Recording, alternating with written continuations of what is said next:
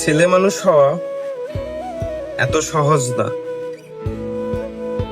ছেলে মানুষ যদি বইয়ের সামনে মায়ের সাথে একটু মিষ্টি করে কথা বলে, তাহলে ওই বউটা বলবে মায়ের আঁচলে থাকা সন্তান। আবার মায়ের সামনে যদি বইয়ের সাথে একটু কথা বলে, তাহলে বইয়ের গোলাম।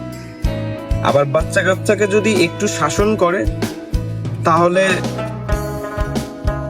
সেই বাচ্চা কাচ্চাকে আমি শাসন করতেছি, বেশি বেশি বেশি করতেছি, গায়ে হাত তুলতেছি। আবার ওই বাচ্চাকেই যখন শাসন করব না, যখন কোনো কিছু বলবো না, তখন বলবে আশকারা দিতেছি।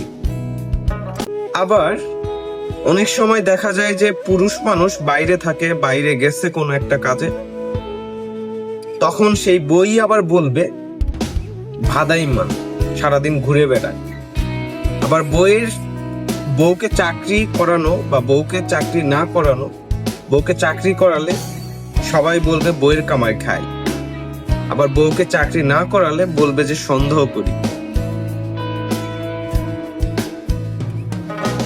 আসলে পুরুষকে বোঝার মতো কেউই নেই। দিন শেষে ফ্যামিলি সেই শুরু থেকে শেষ পর্যন্ত সবার চাহিদা মেটাইতে মেটাইতে সবকিছু করতে গিয়ে, সবকিছু করে দিয়ে দিন শেষে একটা পুরুষের এটাই শুনতে হয় যে তুমি আমাদের জন্য কি করেছো, কতটুকু করেছো, কি করছো।